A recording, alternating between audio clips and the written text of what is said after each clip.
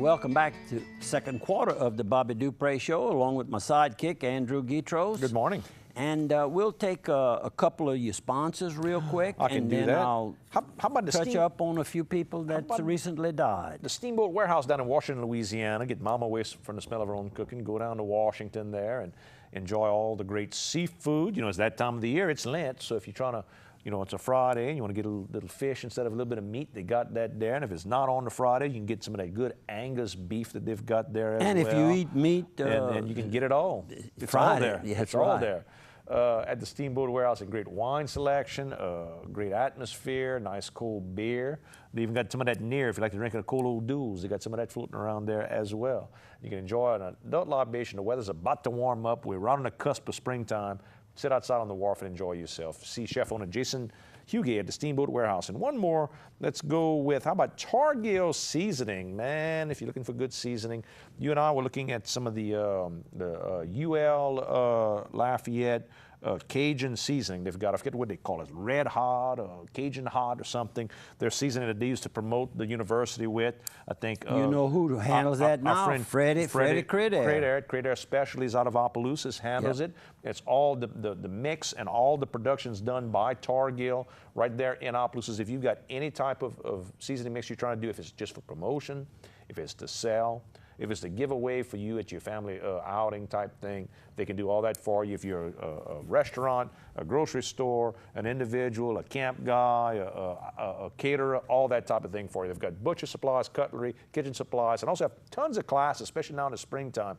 People go take cake decorating classes, pie making classes, and not just for adults, you know, man or woman, but for children as well. They've got a lot of children's cooking classes there as well at Targill. So go by targill.com. Okay, on the death side, I read these pretty carefully. It looks like trying to find somebody that I know in the family or close to a friend. And I saw in the Morning Advocate a native of Big Cane, Louisiana. I said, well, now I got to check that out and see if we have a Simpson maybe involved in this particular person's death. And sure enough, he has a Mr. J.E., he goes by, is John E., but J.E. Fisher Sr., and he's a native of Big Cane, but he's been living over in Livonia in recent years, and he was age 82, and sure enough, his sister and brother-in-law, his sister Geraldine Fisher, and Simpson, and of course, Mr. Floyd Simpson is her husband, and of course, Mr. Floyd's brother is Vernon Simpson, the Waterwell man that we all know well, and of course both of them are members of the Elks Lodge, and I see them there. So if you read them pretty close, you can generally find a connection. Another person that died in the last few days is Mr. Charles Harvey Labbe. Apparently his nickname, probably a lot of you know him as Hook.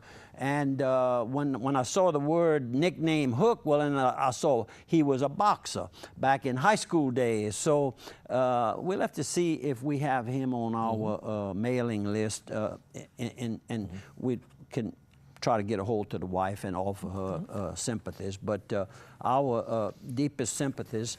And another one is Miss Helen Cormier Kidder, and of course her, I didn't personally know her, but I know her son, Gerald, who's been in banking all of his, I guess, adult life, and now is over at St. Landry Homestead, one of our advertisers on the program here. Sure. One of our good sponsors. And his wife, of course, Gerald's wife is Janice, and that's Mr. Marion Harmon's daughter. So we can go on. And then Mr. Marion, I'm sure that they probably went to the fight this past weekend, past Saturday. Keith, his son, generally takes him there. So Miss Helen and her family, our deepest sympathies on her recent death. And I'm going to take one more, then we'll come back to a few. I got a few more, but Miss Joan LeBlanc McCarthy, I think she's originally from the Port Barry area. Don't know, you probably know some, but her husband was, or is, Dr. James McCarthy, Sr., and she was 79, and of course she's been a resident. They have been a resident in Opelousas. Our deepest sympathies on her recent death. And we'll save these. Hold those for later. We're going to talk about Raymond Lachute. And let's show some photos from this weekend, because we'll see why we didn't get to go to boxing this weekend. Go ahead and show our photos there, Steve. And you and I were at Our Lady of the Oaks Retreat House in Grand Coteau, like we do every year, that last weekend of February. Yep. And that's just the courtyard area there. And I see my good friend, that's Jude Orman, bringing his luggage out, getting everything ready. We're getting ready to pack up and head out after a good, nice, long weekend. Beautiful weather, in but the weather didn't get bad until we got home. Until we got home, and we had Greg Doucette, an attorney from Opelousas, there as well. And of course, Greg's gone longer than me. I've only been there 16 years, I think, and you've been, what, 46 years? 46. You've attended. So just to show you how beautiful the place is, if you ever want to join us, just give us a call or an email here at the show. We go every end of February, but they have retreats all year round. Yeah, so if you're looking to go, in August there's another Opelousas Mm-hmm. group with Jim Lopez is the captain of that group. And there we are in the chapel, you and Greg, and some of the folks in there, some of the Millers I see, some of our friends from Houston as well, the Battles.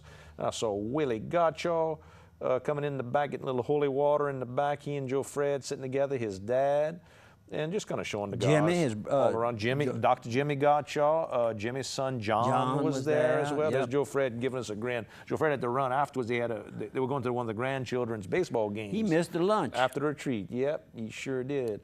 And then we got Father Nere, who's one of his last retreats he'll be giving for our group. He's going to go to work more with St. Charles. He'll be available, but more work at St. Charles. Once he leaves, it'll be pretty much gone. That's right. They assign you, they send you around. But anyway, that's the whole big group of guys. We're 40-plus men, all from Port Barre. I see coach and principal Bill Duplichan there, Charles LaFleur, whole big group Ken there. Marks. Ken Marks from Port Barre. Had a nice crowd. I want to thank everybody for coming. And then you went from the retreat to Mamou. To Mamou, and I'm standing in front of the Mamou Hilton, my apartment there, and the OPAC sign, that's where my little apartment is, in that same building as the OPAC sign. And David said he's got money to lend over there in Mamou. Debbie and Nanette, the two officers there, they well experienced and looking to loan you some money. And easy to find, across the street from the post office, next door with tied into the police department. The police department on one side and Hotel Kazan on the other. I mean, you cannot get in trouble there. No, easy to find. And I see they're lining up the parade here. And then there's the judge. Tom Fuselier. There you go. Good morning, Judge. And Gene Manuel. And, of course, we're going to stop there just for a second. All right. Gene's claim to fame, of course, is his daddy was T. Ed Manuel. And, of course, T. Ed was well known. He had jukeboxes and, I guess, slot machines when they were semi-illegal back in the day. And T. Ed and Edwin Edwards were real good friends. When Edwards was in the area, I can assure you, T. Ed was with him politicking. And Gene does a good job. He runs the little motel and the little bar there. And he owns some property in some of the little ballrooms and restaurant downtown. That's property that he purchased from the family members when his father died. There you go. And Chief Greg Dupuy on the left, and Chuck West, who, by the way, is a candidate for one of the open judge seats. Two of the judges are retiring. In Evangeline Parish. In Evangeline Parish. And then the next person, of course, is Judge Fuselier, and then Gene again. There you go. And I see some ice on Miss Vicky's truck. Yep. A lot of ice in there, but looks like we maybe had a little more ice in Opelousas when we got back about 5 o'clock Tuesday afternoon, got home to Opelousas. Which horse is yours and which one's Vicky's? It don't work that way? No, Vicky ain't riding. She's riding a little scooter. Funny how you had that foot surgery. Yeah, had that foot surgery. Then it came up with this little 4-wheel scooter. Well, we got the Mardi Gras carrying 2 guitar cases. Yes, so that must be a band Mardi Gras. Yeah, he's going playing in one of the. There's Miss Vicky with the foot up. Taking care of it. On the little scooter. And the vehicle with the ice, you see some of the ice on the concrete, and there they are. The Mardi Gras is taking off all on horseback. So they have fun. They came in at about 3 o'clock yesterday afternoon, and those guys had to be tired. Miss Vicky. She's on the scooter She's there. I on see the little handlebars scooter. in yeah, front and of she's her. got it decorated for Mardi Gras. There you go. She's on the ball. And that's our friend Malcolm Lalonde, kind of creeping up on me. you're looking down at his feet. Yep. And this is a puzzle. Can you imagine what's Miss going Vicky to made be? a puzzle? Yep, that's a picture I took, and she made a puzzle out of it. Go ahead. And there's a blooming camellia there? That's in our little place in Natchez, Mississippi. Yep. And here we go, some more Mardi Gras photos. Oh, yeah, those are high ranking. There's a closer picture up. And look, you got your bead. Yep. You're doing all right. And I'm going through the crowd. And there we go. Oh, I see. My friend, Mr. Jim, is got minus 14-degree weather in Watertown, South Dakota. Watertown, South Dakota. That's go. cold. Now then the wind chill factor is what? Minus what? Even more. Minus 31. Minus 31. Can Not you good. imagine? And you say that's a place to live? That's a place to go over there for a few days. That's my backyard. Your camellias at your house, all my in house, bloom. right? I just was taking pictures. And you can see some of the trees are starting to bloom, them purple blooms. I forget what they call those That's trees. from the front, and then that's my waterfalls. I have 3 waterfalls that go into that little pond there.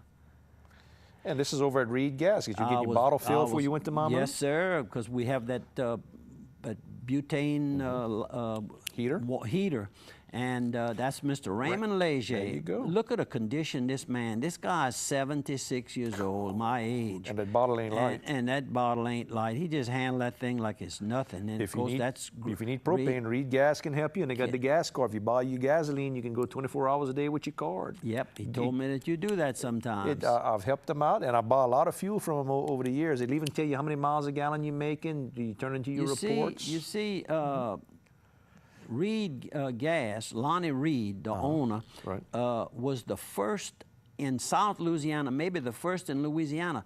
They gave him a lot of problems when he applied to go and open one of these gas stations with the cards. Nobody else Lafayette. Nobody else was doing open 24 hours a day. No, he had the forethought to do it. He's a pioneer, and most of you out there, even around Eunice, probably not aware or forgot that. I had kind of overlooked it, and when we got to talking, I mentioned about the card, and I remembered I was writing his insurance, so I was right there, into the mix of it. Locations in Oberlin and Eunice and in Opelousas, good people to deal with. And if you're trying to buy a burner or a little heater or something, they got all that good stuff there too. And right here we got Miss Jeanette, Raymond's wife, who's worked there even longer than Raymond has. You want to show that picture, Steve, for me real quick before we go to break?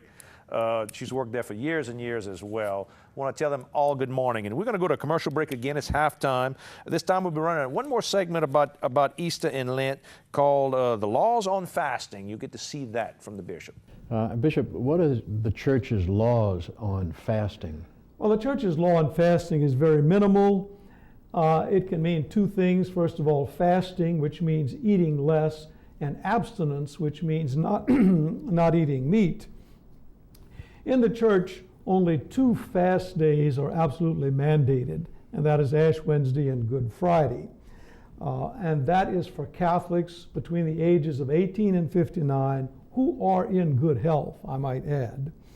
But there's also abstinence on all the Fridays of Lent and also on Ash Wednesday and Good Friday, the days of abstinence also. And this is for Catholics who are 7 years of age and older. So that's the basic regulations of the church. And of course, every year about this time, pastors put in their bulletins the regulations of the church on fast and abstinence.